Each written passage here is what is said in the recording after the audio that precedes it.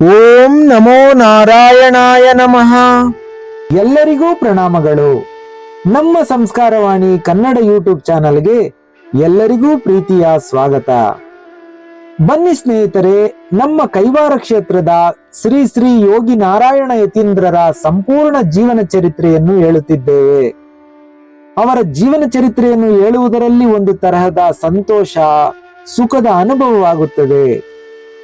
ಇಂದಿನ ಸಂಚಿಕೆಯಲ್ಲಿ ಯೋಗಿ ನಾರಾಯಣ ಯತೀಂದ್ರರ ಜನ್ಮ ರಹಸ್ಯವನ್ನು ತಿಳಿದುಕೊಂಡಿದ್ದೇವೆ.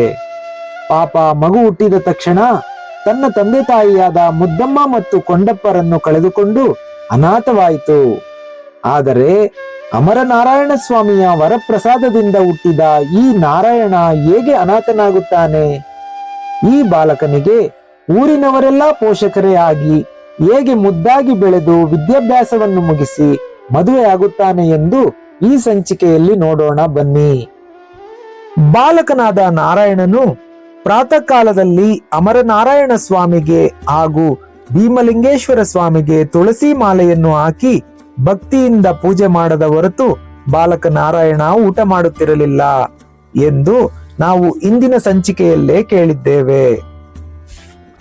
ಅಮರನಾರಾಯಣ ಸ್ವಾಮಿ ದೇವಾಲಯದಲ್ಲಿ ಸಚ್ಚಾರಿತ್ರ್ಯವುಳ್ಳ ಉತ್ತಮ ಅರ್ಚಕರ ಸತ್ಸಂಗ ನಾರಾಯಣರನ್ನು ಅಕ್ಷರಾಭ್ಯಾಸದೊಂದಿಗೆ ಜೀವನ್ಮುಕ್ತಿಯ ಆಧ್ಯಾತ್ಮ ವಿದ್ಯೆಯ ಕಡೆ ಕರೆದೊಯ್ಯಿತು. చదువులన్నీ చదివి చదివి చచ్చిపోయేదింతేగాని గుట్టు తెలిపే గురుడు గల్గితే చూడవచ్చును ಸುಲಭಮನ್ನದಿ. ಈ ತೆಲುಗು ಪದ್ಯದ ಅರ್ಥವೇನೆಂದರೆ, ಓದಿ ಓದಿ ಕಡೆಗೊಂದು ದಿನ ಸಾಯುವುದು ನಿಜ. ಈ ರಹಸ್ಯವನ್ನು ತಿಳಿಸುವ ಸದ್ಗುರುವನ್ನು ಮೊರೆ ಹೊಕ್ಕರೆ ಸುಲಭವಾಗಿ ಪರಮಾತ್ಮನನ್ನು ನೋಡಬಹುದು ಎಂದು ತಿಳಿದ ನಾರಾಯಣರು ಲೌಕಿಕ ವಿದ್ಯಾಭ್ಯಾಸಕ್ಕೆ ಹೆಚ್ಚಿನ ಮಹತ್ವ ಕೊಡಲಿಲ್ಲ. ಬಾಲ್ಯದಲ್ಲಿಯೇ ಭಗವಂತನ ಕಥೆಗಳನ್ನು ಕೇಳುವುದು, ಭಗವಂತನ ನಾಮ ಸಂಕೀರ್ತನೆ ಮಾಡುವುದು, ಭಗವಂತನಿಗೆ ದೀವಟಿಗೆಯನ್ನು ಹಚ್ಚುವುದು, ಭಗವಂತನನ್ನು ಕಣ್ತುಂಬಾ ನೋಡಿ ಆನಂದ ಪಡುತ್ತಾ ಸೇವಿಸುವುದು, ಆತ್ಮನಲ್ಲಿ ಪರಮಾತ್ಮನನ್ನು ನೋಡಲು ತವಕ ಪಡುವುದು, ಇವೆಲ್ಲವೂ ಬಾಲಕ ನಾರಾಯಣರ ಪ್ರತಿದಿನದ ದಿನಚರಿಯಾಗಿತ್ತು. ಶಾಸ್ತ್ರ, ಗಣಿತ, ವ್ಯಾಕರಣ, ಮೀಮಾಂಸಾ ಇವುಗಳ ಕಡೆ ಬಾಲಕ ನಾರಾಯಣರಿಗೆ ಮನಸ್ಸೇ ಅರಿಯಲಿಲ್ಲ. ಆಧ್ಯಾತ್ಮ ವಿದ್ಯೆಯೇ ಮೇಲು ಎಂದು ದೃಢ ನಿಶ್ಚಯ ಮಾಡಿಕೊಂಡು ಎಲ್ಲಾ ಕಾಲವೂ ಯೋಗಿಗಳ, ಭಕ್ತರ, ಭಗವತ್ ಸೇವಕರ ಸಂಪರ್ಕದಲ್ಲೇ ಇರುತ್ತಿದ್ದರು. ಬಾಲಕನಿಗೆ ಯಾಕೆ ವಿದ್ಯೆ ರುಚಿಸಲಿಲ್ಲವೆಂದರೆ, ಯಾವುದೇ ವಿದ್ಯಾ ಶಿಕ್ಷಣವನ್ನು ಪಡೆಯದ ನಾರದ ಮಹಾಮುನಿಗಳು ವರಕವೀಶ್ವರರಾಗಿ ಸದಾ ಹರಿನಾಮ ಸಂಕೀರ್ತನೆಯನ್ನು ಮಾಡುತ್ತಾ ತ್ರಿಲೋಕಗಳನ್ನು ಸಂಚರಿಸಲಿಲ್ಲವೇ? ಈ ದೇವಮುನಿಗಳು ಎಲ್ಲಾ ದೇವತೆಗಳಿಂದಲೂ ಮನ್ನಣೆಯನ್ನು ಪಡೆಯಲಿಲ್ಲವೇ? ಕುರಿ ಕಾಯುತ್ತಿದ್ದ ಯುವಕನಿಗೆ ಕಾಳಿಕಾ ಮಾತೆಯು ಪ್ರತ್ಯಕ್ಷಳಾಗಿ ಆತನ ನಾಲಿಗೆಯ ಮೇಲೆ ಬೀಜಾಕ್ಷರವನ್ನು ಬರೆದುದರಿಂದ ವರಕವೀಶ್ವರನಾದ ಕಾಳಿದಾಸನು ಅಭಿಜ್ಞಾನ ಶಕುಂತಲ ಮತ್ತು ಅತ್ಯಮೂಲ್ಯ ಸಾಹಿತ್ಯವನ್ನು ರಚಿಸಿ ವಿಶ್ವಕ್ಕೆ ಸಮರ್ಪಿಸಲಿಲ್ಲವೇ? ದಾರಿ ಓಕನಾಗಿ ದಾರಿಯಲ್ಲಿ ಬಂದವರ ತಲೆ ಒಡೆದು ಹಣ ಸಂಪತ್ತನ್ನು ಸುಲಿಗೆ ಮಾಡಿ ಜೀವನ ನಡೆಸುತ್ತಿದ್ದ ಬೇಡನಿಗೆ ಪರಮಾತ್ಮನ ಕೃಪೆಯಿಂದ ಜ್ಞಾನೋದಯವಾಗಿ ವರಕವೀಶ್ವರರಾದ ವಾಲ್ಮೀಕಿ ಮಹರ್ಷಿಗಳು ರಾಮಾಯಣ ಗ್ರಂಥವನ್ನೇ ಪ್ರಪಂಚದ ಮುಂದಿಡಲಿಲ್ಲವೇ? ಈ ಮಹಾತ್ಮರೆಲ್ಲ ಯಾವ ಪಾಠಶಾಲೆಯಿಂದಲೂ ವಿದ್ಯೆ ಕಲಿತವರಲ್ಲ. ಭಗವಂತನ ಕೃಪೆಯಿಂದ ಆ ಮಹಾಚೇತನದ ವಿಷಯವನ್ನು ಸಾಮಾನ್ಯ ಜನರಿಗೆ ತಿಳಿಸಿ ಅವರನ್ನು ಜ್ಞಾನ ಮಾರ್ಗದೆಡೆಗೆ ತರಲು ಪ್ರಯತ್ನಿಸಿದರು ಈ ಪುಣ್ಯ ಪುರುಷರು. ನಾರಾಯಣರು ಬಾಲ್ಯದಲ್ಲಿ ಲೌಕಿಕ ವಿದ್ಯಾಭ್ಯಾಸಕ್ಕೆ ಮನ್ನಣೆ ನೀಡದಿದ್ದರೂ ಪರಮಾತ್ಮನ ಗುರುಪದೇಶವಾದ ನಂತರ ಸಮಸ್ತ ಜ್ಞಾನ ಭಂಡಾರವೂ ಇವರ ಅಧೀನವಾಯಿತು. ಪರಮಾತ್ಮನೇ ಇವರಿಗೆ ಲೇಖನಿ, ತಾಳೆಗರಿ ಕೊಟ್ಟು ಕಾಲಜ್ಞಾನ ರಚಿಸುವಂತೆ ಆದೇಶಿಸುತ್ತಾನೆ. ಅದೇ ರೀತಿ ಯೋಗಿ ನಾರಾಯಣರಿಗೆ ಗುರುವಿನ ಕರುಣೆಯಿಂದ ಅಜ್ಞಾನವೆಂಬ ಕತ್ತಲೆ ಕಳಚಿ ಹೋಗಿ ಜ್ಞಾನವೆಂಬ ಬೆಳಕು ಮೂಡಿದಾಗ ಪರಮಾತ್ಮನೇ ತಾನಾದಾಗ ಇದೆಲ್ಲವೂ ಎಷ್ಟು ಮಾತ್ರ. ಪರಮಾತ್ಮುಡು ಗುರುಡಾ ಏನು, ಜೀವಾತ್ಮುಡು ಶಿಶುಡಾ ಏನು, ಘಟಮೇ ಮಠಮಾಯ ಚದುವಿಂಚನು ಲೋಕಾರ್ಥಮು. ಈ ಪದ್ಯದ ಅರ್ಥವೇನೆಂದರೆ, ಪರಮಾತ್ಮನು ಯೋಗವನ್ನು ಕಲಿಸಿದನೆಂದು ಆತನೇ ಗುರುವೆಂದು ತಾತಯ್ಯನವರು ಬಣ್ಣಿಸಿದ್ದಾರೆ. ನಾರಾಯಣರು ಪ್ರತಿದಿನ ಮುಂಜಾನೆ ಎದ್ದು ತುಳಸಿ ಮತ್ತು ಹೂಗಳನ್ನು ಅಮರನಾರಾಯಣ ಸ್ವಾಮಿ ಹಾಗೂ ಭೀಮಲಿಂಗೇಶ್ವರ ಸ್ವಾಮಿಗಳಿಗೆ ಅರ್ಪಿಸಿ ಭಜನೆ ಕೋಲಾಟಗಳಲ್ಲಿ ಮನಸ್ಸನ್ನು ಕೇಂದ್ರೀಕರಿಸುತ್ತಿದ್ದರು. ಸಂಧ್ಯಾ ಸಮಯವಾಗುತ್ತಿದ್ದಂತೆ ಅಮರನಾರಾಯಣ ಸ್ವಾಮಿ ದೇವಾಲಯಕ್ಕೆ ಆಗಮಿಸಿ ಭಕ್ತಿಯಿಂದ ಭಜನೆ ಮಾಡುತ್ತಿದ್ದರು ಎಂದು ಹಿಂದೆ ಸುಮಾರು ಸಾರಿ ಹೇಳಿದ್ದೇವೆ. ಬಾಲ್ಯದಲ್ಲಿಯೇ ಭಗವನ್ನಾಮ ಸಂಕೀರ್ತನೆ ಮಾಡುತ್ತಾ ಸನ್ಮಾರ್ಗದಲ್ಲಿ ಜೀವನ ಸಾಗಿಸುತ್ತಿರಲು ಬಾಲ್ಯ ಕಳೆದು ಯೌವನಾವಸ್ಥೆಗೆ ಬರಲು ಗ್ರಾಮದ ಹಿರಿಯರು ಜೀವನೋಪಾಯಕ್ಕೆಂದು ವಂಶ ಪಾರಂಪರ್ಯವಾಗಿ ಬಂದಿದ್ದ ಕುಲವೃತ್ತಿ ಬಳೆಯ ವ್ಯಾಪಾರವನ್ನು ಮಾಡಲು ಸೂಚಿಸಿದರು. ಭಜನೆ ಸಂಕೀರ್ತನೆಗಳೊಂದಿಗೆ ಬಳೆಯ ವ್ಯಾಪಾರದಿಂದ ಜೀವನೋಪಾಯ ಮಾಡಲು ಸಕಲ ಸಿದ್ಧತೆಗಳನ್ನು ಮಾಡಿಕೊಂಡರು. ನಾರಾಯಣನ ಆದರ್ಶ ಗುಣಗಳಾದ ಸಹನೆ ಶಾಂತ ಚಿತ್ತದಿಂದ ಜನಸಮೂಹವನ್ನು ಆಕರ್ಷಿಸಿದ್ದರು. ಯಾರ ಬಾಯಲ್ಲಿ ಕೇಳಿದರೂ ನಾರಾಯಣಪ್ಪನವರ ಮಾತೆ. ಅದೆಂತಹ ಚೆಲುವು, ಎಂತಹ ಔದಾರ್ಯ, ಎಂತಹ ನಯ, ಎಂತಹ ವಿನಯ ಎಂಬುದಾಗಿ ಎಲ್ಲಾ ಜ್ಞಾನಿಗಳಿಂದಲೂ ವಯೋವೃದ್ಧದವರಿಂದಲೂ ಆಶೀರ್ವಾದ ಪಡೆದಿದ್ದರು. ಅಮರ ನಾರಾಯಣ ಸ್ವಾಮಿಯ ಬ್ರಹ್ಮರಥೋತ್ಸವ ಒಮ್ಮೆ ಜರುಗಿತು. ಆಗ ಜನ ಕಿಕ್ಕಿರಿದು ತುಂಬಿದ್ದಾರೆ. ಜನರು ತಂಡೋಪತಂಡಗಳಾಗಿ ಆಗಮಿಸಿದ್ದಾರೆ. ಅವರವರ ಆನಂದಕ್ಕೆ ತಕ್ಕಂತೆ ಸ್ವಾಮಿಗೆ ಭಜನೆ, ಕೋಲಾಟ, ನಾಟಕ, ತೊಗಲು ಬೊಂಬೆಗಳ ಮೂಲಕ ಸ್ವಾಮಿಯ ಸೇವೆಯನ್ನು ಭಕ್ತ ಜನರು ಮಾಡುತ್ತಿದ್ದಾರೆ. ನಾರಾಯಣಪ್ಪನವರು ಕೋಲಾಟ ತಂಡದಲ್ಲಿ ಸೇರಿ ಆನಂದದಿಂದ ನರ್ತಿಸುತ್ತಿದ್ದಾರೆ. ಆ ಸನ್ನಿವೇಶದಲ್ಲಿ ಒಂದು ವಯಸ್ಸಾದ ಹೆಂಗಸಿನ ಆರ್ತನಾದ ಕೇಳಿಸಿತು. ಆ ಹೆಣ್ಣು ಗಟ್ಟಿಯಾಗಿ ಅರಚುತ್ತಾ ನಾರಾಯಣರ ಸಮೀಪಕ್ಕೆ ಬಂದು ಈ ರೀತಿಯಾಗಿ ಗೋಳಿಡುತ್ತಾಳೆ. ನಿರ್ಮಲಾತ್ಮಳಾದ ನಿನ್ನ ಮಾತೃದೇವಿಗೆ ವಿಷವಿಕ್ಕಿ ಕೊಂದ ದೋಷಿ ನಾನೇ. ಅಣ್ಣ ಹೋದ ಬಳಿಕ ಆಸ್ತಿಯ ಆಸೆಯಿಂದ ಸಂತೋಷಪಟ್ಟ ಜಂತುವು ನಾನೇ. ತವರು ಮನೆಗೆ ಕೇಡನ್ನು ಬಯಸಿದ ಕಾರ್ಕೋಟಗಳು ನಾನೇ. ನಾನು ಮಾಡಿದ ಪಾಪಗಳು ಇಷ್ಟಿಷ್ಟಲ್ಲ. ಇವನ್ನೆಲ್ಲ ಮನಸ್ಸಿನಲ್ಲಿಟ್ಟುಕೊಳ್ಳದೆ ನನ್ನ ಮನ್ನಿಸಯ್ಯ. ಮಾನ್ಯನಾದ ನೀನು ನನ್ನ ಮಗಳ ಕೈ ಹಿಡಿದು ನನ್ನ ಧನ್ಯಳನ್ನಾಗಿಸು. ಈ ರೀತಿಯಾಗಿ ತಾನು ಮಾಡಿದ ತಪ್ಪುಗಳೆಲ್ಲವನ್ನೂ ಒಪ್ಪಿಕೊಂಡು ಪಶ್ಚಾತ್ತಾಪದಿಂದ ಕಣ್ಣೀರು ಸುರಿಸುತ್ತಾ ನಾರಾಯಣರನ್ನು ತಬ್ಬಿಕೊಂಡು ಗೋಳಿಡುತ್ತಿದ್ದಾಳೆ. ಇವಳು ಯಾರೆಂದರೆ ನಾರಾಯಣರವರ ಸೋದರತ್ತೆ ಧರ್ಮಕ್ಕ. ಕೋಲಾಟವಾಡುತ್ತಿದ್ದ ಭಕ್ತ ಜನರೆಲ್ಲರೂ ಅವಾಕ್ಕಾದರು. ಗ್ರಾಮಸ್ಥರು, ಕುಲಸ್ಥರು ಎಲ್ಲರೂ ಸೇರಿದರು. ಈಕೆ ಕೊಂಡಪ್ಪನ ಸಹೋದರಿ ಧರ್ಮಕ್ಕ ಅನೇಕ ರೋಗ ರುಜಿನಗಳಿಗೆ ಸಿಕ್ಕಿ ನರಳಿದ್ದಾಳೆ. ತನ್ನ ಪಾಪಕ್ಕೆ ಪ್ರಾಯಶ್ಚಿತ್ತವನ್ನು ಕೋರುತ್ತಿದ್ದಾಳೆ ಎಂದು ಅವರವರಿಗೆ ತಕ್ಕಂತೆ ಜನರೆಲ್ಲರೂ ಮಾತನಾಡಿಕೊಳ್ಳುತ್ತಿರುವಾಗ ನಾರಾಯಣರು ಈ ರೀತಿಯಾಗಿ ಅತ್ತೆಗೆ ಹೇಳುತ್ತಾರೆ. ಬರುವುದಿದ್ದರೆ ಬಾರದೇ ಇರುವುದಿಲ್ಲ. ಬಾರದಿರುವುದನ್ನು ಕರೆದರೂ ಅದು ಬರುವುದಿಲ್ಲ. ಇದೆಲ್ಲವೂ ಮಾಯೆ ಎಂದರಿತು ತನ್ನಷ್ಟಕ್ಕೆ ತಾನು ನಡಿನಾಳದಲ್ಲಿ ನಡೆಯಬೇಕು. ಇದೆಲ್ಲವೂ ದೈವಲೀಲೆ. ಅದನ್ನು ತಪ್ಪಿಸಲು ಯಾರಿಂದಲೂ ಸಾಧ್ಯವಿಲ್ಲ. ಇದಕ್ಕಾಗಿ ನೀನು ಚಿಂತಿಸಬೇಡ ಎಂದು ತನ್ನ ಅತ್ತೆಯನ್ನು ನಾರಾಯಣರು ಸಮಾಧಾನಪಡಿಸಿದರು. ಅತ್ತೆಯದ್ದು ಒಂದೇ ಒಂದು ಕೋರಿಕೆ. ಅದೇನೆಂದರೆ ವಯಸ್ಸಿಗೆ ಬಂದಿರುವ ತನ್ನ ಮಗಳಾದ ಮುನಿಯಮ್ಮನನ್ನು ನಾರಾಯಣಪ್ಪನವರಿಗೆ ಕೊಟ್ಟು ವಿವಾಹ ಮಾಡುವುದು. ಇಷ್ಟ ಆದರೆ ತಾನು ಧನ್ಯಳಾಗುವೆ ಎಂದು. ಹಿರಿಯರೆಲ್ಲರೂ ಕೂಡಿ ನಾರಾಯಣಪ್ಪನವರಿಗೆ ವಿವಾಹ ಮಾಡಿಕೊಳ್ಳಲು ಸೂಚಿಸುತ್ತಾರೆ. ಹಿರಿಯರ ಮಾತಿಗೆ ನಾರಾಯಣಪ್ಪನವರು ಒಪ್ಪಿಗೆಯನ್ನು ಕೊಟ್ಟು ಶ್ರೀ ಅಮರ ನಾರಾಯಣ ಸ್ವಾಮಿ ಸನ್ನಿಧಿಯಲ್ಲಿ ನಾರಾಯಣಪ್ಪ ಮುನಿಯಮ್ಮನವರ ಮದುವೆ ಸರಳವಾಗಿ ಜರುಗಿತು. ನಾರಾಯಣರ ಸಂಸಾರ ಜೀವನದಲ್ಲಿ ಈಗ ಖರ್ಚು ವೆಚ್ಚಗಳು ಹೆಚ್ಚಾದವು. ಜೀವನೋಪಾಯಕ್ಕಾಗಿ ಕುಲಕಸುಬಾದ ಬಳೆಯ ವ್ಯಾಪಾರವನ್ನು ನೆಚ್ಚಿ ಗ್ರಾಮಗಳಲ್ಲೂ ಅಂದರೆ ಕೈವಾರದ ಸುತ್ತಮುತ್ತ ಗ್ರಾಮಗಳಾದ ಕೆಂದನಹಳ್ಳಿ, ಮಾರಪ್ಪನಹಳ್ಳಿ, ಎಣ್ಣಂಗೂರು, ನಾಗದೇನಹಳ್ಳಿ, ದಬ್ಬಕುಂಟೆ, ಆಲಂಬಗಿರಿ, ಚೌಂಡ್ರಹಳ್ಳಿ, ದೇವನಹಳ್ಳಿ, ವಡಗೇನಹಳ್ಳಿ, ಪಾಪನಪಲ್ಲಿ, ಮಸ್ತೇನಹಳ್ಳಿ ಮುಂತಾದ ಕಡೆ ವ್ಯಾಪಾರ ಮಾಡುತ್ತಾ ಜೀವನ ಸಾಗಿಸುತ್ತಿದ್ದರು. ಭಗವಂತನ ಲೀಲೆ ವಿಚಿತ್ರವಾದುದು. ದೈವೇಚ್ಛೆಯ ಮುಂದೆ ಮನುಷ್ಯನ ಆಟವೇನೂ ಸಾಗುವುದಿಲ್ಲ.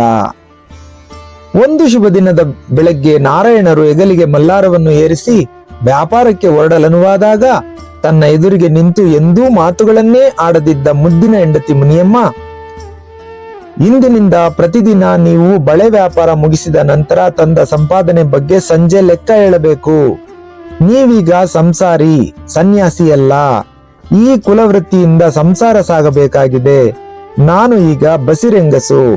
ಕೆಲವೇ ತಿಂಗಳುಗಳಲ್ಲಿ ನೀವು ಮಗುವಿನ ತಂದೆಯಾಗಲಿದ್ದೀರಿ ಎಂದು ತನ್ನ ಗಂಡನಿಗೆ ತಿಳಿಸಿದಳು. ಈ ಮಾತುಗಳನ್ನು ಆಲಿಸಿದ ನಾರಾಯಣರು ಅವಕ್ಕಾಗಿ ಸ್ವಲ್ಪ ಹೊತ್ತು ಹೆಂಡತಿಯನ್ನೇ ನೋಡುತ್ತಾ ನಿಂತು ಬಿಟ್ಟರು. ಮದುವೆಯಾಗಿ ಮನೆಗೆ ಬಂದ ದಿನಗಳಲ್ಲಿ ಆಕೆಗೆ ಮಾತುಗಳೇ ಬರುವುದಿಲ್ಲವೆನ್ನಿಸಿತ್ತು. ಕಳೆದ ದಿನಗಳಲ್ಲಿ ಸರಸವಾಗಿಯೋ ಅಥವಾ ಸಾಂದರ್ಭಿಕವಾಗಿಯೋ ಅಷ್ಟಕ್ಕಷ್ಟೇ ಮಾತನಾಡುತ್ತಿದ್ದಳು. ಆದರೆ ಇಂದಿನ ಮಾತುಗಳು ಚಡಿಯೇಟುಗಳಂತಿದ್ದವು. ನಾರಾಯಣರ ಸಂಸಾರದಲ್ಲಿ ದಾಂಪತ್ಯ ಜೀವನದ ಕಟು ಅನುಭವ ಪ್ರಾರಂಭವಾದದ್ದು ಹೀಗೆ. ನಾರಾಯಣಪ್ಪ ಮೊದಮೊದಲಲ್ಲಿ ಗಾಬರಿಯಾದರೂ ಹೆಂಡತಿಯ ಮಾತಿನಲ್ಲಿ ತಪ್ಪನ್ನು ಕಾಣಲಿಲ್ಲ. ಆಕೆ ಹೇಳಿದ್ದು ಸರಿ. ನಿತ್ಯದ ಖರ್ಚು ವೆಚ್ಚಕ್ಕೆ ಹಣ ಬೇಕು. ತಾಳಿ ಕಟ್ಟಿದ ಗಂಡನಾಗಿ ಹೊಟ್ಟೆ ಬಟ್ಟೆಗೆ ತಂದು ಹಾಕಬೇಕಾದುದು ತನ್ನ ಕರ್ತವ್ಯ. ಅದನ್ನು ಆಕೆ ತನ್ನ ಮಾತುಗಳಿಂದ ನೆನಪು ಮಾಡಿಕೊಡುತ್ತಿದ್ದಾಳೆ ಅನ್ನಿಸಿತು. ದಂಡಿಸುವವರಿಲ್ಲದೆ ಬೆಳೆದ ಹೆಂಗಸು ಮಾತು ಸ್ವಲ್ಪ ಒರಟು, ಸ್ವಭಾವತಃ ಸ್ವಲ್ಪ ಸಿಡುಕಿ. ಎಲ್ಲರೂ ಒಂದೇ ತರ ಇರುವುದಿಲ್ಲ. ಎಲ್ಲಾ ಹೆಂಗಸರು ಸಾತ್ವಿಕರಾಗಿರಬೇಕೆಂದು ನಿರೀಕ್ಷಿಸುವುದಕ್ಕಾಗುವುದಿಲ್ಲವಲ್ಲ ಎಂದು ನಾರಾಯಣರು ತಮಗೆ ತಾವೇ ಸಮಾಧಾನ ಮಾಡಿಕೊಂಡರು. ಪ್ರತಿ ಸಂಜೆಯೂ ವ್ಯಾಪಾರದಿಂದ ಮನೆಗೆ ಬಂದ ಕೂಡಲೇ ಅಂದಿನ ಸಂಪಾದನೆಯನ್ನು ಹೆಂಡತಿಯ ಕೈಗೆ ಒಪ್ಪಿಸುತ್ತಿದ್ದರು. ಕಷ್ಟವೋ ಸುಖವೋ ನಿಷ್ಠುರವೋ ಮತ್ತೇನೂ ಕೇಳದೆ ಸಂಸಾರ ತೂಗಿಸಿಕೊಂಡು ತನ್ನ ದೈವ ಚಿಂತನೆಗೆ ಅವಕಾಶ ಮಾಡಿಕೊಟ್ಟಳಲ್ಲ, ಅಷ್ಟೇ ಸಾಕು ಎಂದು ಮನಸ್ಸಿನಲ್ಲಿ ಸಮಾಧಾನವನ್ನು ಹೊಂದಿದರು. ಸಂಸಾರದಲ್ಲಿ ಸತಿಪತಿಗಳ ನಡುವೆ ಆಗಾಗ ಒಂದೊಂದು ಕಚ್ಚಾಟವೂ ಇದ್ದರೆ ಅನುರಾಗದ ಸುಖಾನುಭವವಂತೆ. ಇದನ್ನು ಯಾರು ಹೇಳಿದರೋ ಗೊತ್ತಿಲ್ಲ. ಆದರೂ ಇದರಲ್ಲಿ ಸ್ವಲ್ಪ ನಿಜ ಉಂಟು. ಮೊದಲಿನ 6-7 ವರ್ಷಗಳಲ್ಲಿ ನಾರಾಯಣರು ಹೆಂಡತಿಯೊಡನೆ ತಣ್ಣನೆಯ ಹೋರಾಟ ನಡೆಸಬೇಕಾಯಿತು. ಈ ಅವಧಿಯ ಗೃಹಸ್ಥ ಜೀವನದಲ್ಲಿ ಅವರು ಸಾಕಷ್ಟು ಕಲಿತರು. ಸ್ವಲ್ಪ ಲಾಭವೂ ಆಯಿತು. ಒಂದರ ಹಿಂದೆ ಮತ್ತೊಂದರಂತೆ 3 ಮಕ್ಕಳನ್ನು ಪಡೆದರು. ಮೊದಲ 2 ಗಂಡು ಮಕ್ಕಳಿಗೆ ಪೆದ್ದ ಕೊಂಡಪ್ಪ, ಚಿನ್ನ ಕೊಂಡಪ್ಪ ಎಂದು ಹೆಸರುಗಳನ್ನಿಟ್ಟು ಅವರು ತಮ್ಮ ತಂದೆಯ ಸ್ಮರಣೆ ಉಳಿಸಿಕೊಂಡರು. ಕೊನೆಯಲ್ಲಿ 3ನೆಯ ಸಂತಾನವಾಗಿ ಹುಟ್ಟಿದ ಹೆಣ್ಣು ಮಗಳಿಗೆ ಮುದ್ದಮ್ಮ ಎಂದು ತಮ್ಮ ತಾಯಿ ಹೆಸರನ್ನಿಟ್ಟು ಇನ್ನು ಸಾಕು ಎಂದುಕೊಂಡಂತೆ ಮುಂದೆ ಮಕ್ಕಳಾಗಲಿಲ್ಲ. ಇನ್ನು ನಾರಾಯಣರು ತಮ್ಮ ಗೃಹಸ್ಥಾಶ್ರಮದ ಬಾಳಿನಲ್ಲಿ ಪಡೆದ ಅನುಭವ ಸುಖವೆಂದು ಹೇಳುವಂತದ್ದಲ್ಲ. ಇದರಿಂದ ಅವರು ಎಷ್ಟೋ ಕಲಿತರಾದರೂ ಅವರು ಕೈಗೊಂಡ ಮುಖ್ಯವಾದ ನಿರ್ಣಯಗಳು 2. ಗಂಡನ ಸಂಪಾದನೆಯನ್ನು ಲೆಕ್ಕಕ್ಕಿಡದ ಹೆಂಡತಿಯೊಡನೆ ಬಾಳುವವನಿಗೆ ಸಾಲ ಸೋಲ ತಪ್ಪಿದ್ದಲ್ಲ. ಜಗಳವಾಡುವ ಹೆಂಡತಿಯೊಡನೆ ತಾಳ್ಮೆಯಿಂದ ವರ್ತಿಸದ ಗಂಡನಿಗೆ ಮಾನ ಮರ್ಯಾದೆಗಳು ಬೀದಿಯ ಪಾಲಾಗುವುದು ತಪ್ಪಿದ್ದಲ್ಲ. ಇವೇ ಆ 2 ನಿರ್ಧಾರಗಳನ್ನ ನಾರಾಯಣರು ಕಲಿತದ್ದು. ನಾವು ಈಗ ಶ್ರೀ ಯೋಗಿ ನಾರಾಯಣ ಯತೀಂದ್ರರ ಬಳೆಯ ವ್ಯಾಪಾರದ ಬಗ್ಗೆ ಕೂಲಂಕುಷವಾಗಿ ತಿಳಿದುಕೊಳ್ಳೋಣ. ನಾರಾಯಣರು ಬಳೆಯ ಮಲ್ಲಾರ ಹೊತ್ತು ಗ್ರಾಮದೊಳಕ್ಕೆ ಪ್ರವೇಶ ಮಾಡಿದರೆ ಮುತ್ತೈದೆಯರು ನಮ್ಮ ಮನೆಗೆ ಬನ್ನಿ, ನಮ್ಮ ಮನೆಗೆ ಬನ್ನಿ ಎಂದು ಗೋಗರೆದು ಮನೆಯೊಳಕ್ಕೆ ಕರೆದೊಯ್ದು ನಡುಮನೆಯಲ್ಲಿ ಚಾಪೆಯನ್ನು ಹಾಕಿ ಭಕ್ತಿಯಿಂದ ಬಳೆಯ ಮಲ್ಲಾರಕ್ಕೆ ನಮಸ್ಕರಿಸಿ ನಾರಾಯಣಪ್ಪನವರ ಎದುರಿಗೆ ಕುಳಿತು ಇವರ ಕೈಯನ್ನು ಅವರ ಕೈಗೆ ಬಳೆ ಹಾಕುವಂತೆ ನೀಡುತ್ತಿದ್ದರು. ಪ್ರತಿ ಮುತ್ತೈದೆಯಲ್ಲೂ ನಾರಾಯಣಪ್ಪನವರು ಜಗನ್ಮಾತೆಯನ್ನು ದರ್ಶಿಸಿ ಪುಳಕಿತರಾಗುತ್ತಿದ್ದರು. ಎಲ್ಲಾ ಸ್ತ್ರೀಯರಲ್ಲೂ ಮಾತೆ ಜಗದಂಬೆಯನ್ನು ಕಂಡು ಅಮ್ಮ ತಾಯಿ ಜಗಜ್ಜನನಿ ಎಂದು ನಮಸ್ಕರಿಸುತ್ತಿದ್ದ ಬಳೆಗಾರನನ್ನು ಕಂಡು ಮುತ್ತೈದೆಯರು ಪ್ರತಿಯಾಗಿ ನಮಸ್ಕರಿಸುತ್ತಾ ನಾರಾಯಣಪ್ಪನವರಲ್ಲಿ ವಿಶೇಷವಾದ ಗೌರವ ಭಾವನೆಗಳಿಂದ ಅವರು ಬಳೆಗಳನ್ನು ತೊಡಿಸಿಕೊಳ್ಳುತ್ತಿದ್ದರು.